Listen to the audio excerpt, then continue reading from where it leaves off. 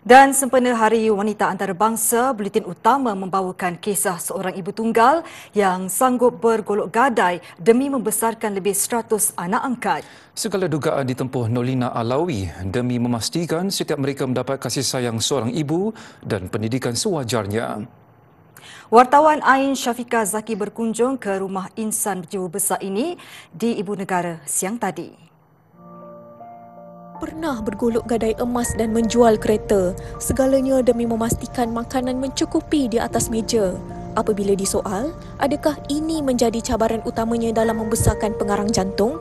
Ini respon Nurlina Alawi, 54 tahun yang lebih mesra disapa Mama Lina. Mama dah bela mereka. Mama dulu tak, anak-anak Mama tak ambil PTPN. Mama tak ambil pinjaman. Mama bela kaya daripada dalam poket sendiri. Mama banyak bela anak, mak meninggal. Bapa terbiarkan anak.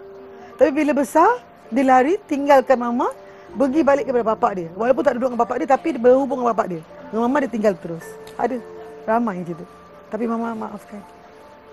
Paling-paling pun seminggu je mama nangis. Lepas tu mama redha. Cepat.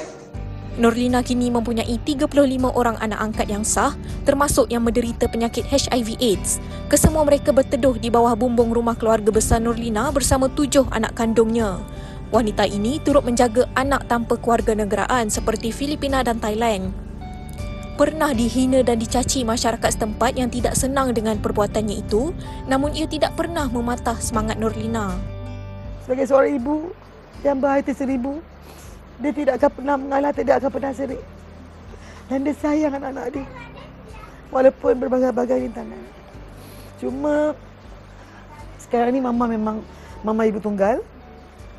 Bila anak ramai, mama lah nenek. Tak apa. Mama lah papa. Jadi, tak apa.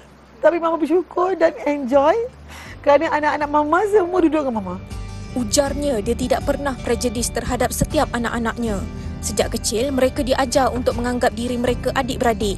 Sistem mentor-menti yang diterapkan juga mengeratkan kasih sayang sesama mereka. Anak kelahiran Johor ini berharap agar lebih ramai insan di luar sana membela nasib anak-anak yang tidak berdosa serta diuji dengan kehilangan orang tua di usia muda. Hari ini bukan sekadar perayaan tetapi tanda sebuah perjuangan. Buat semua wanita yang berjuang dalam senyap, juga yang berkorban demi tersayang, hari ini hari anda. Selamat Hari Wanita saya ucapkan. Ain Syafiqah Zaki melaporkan.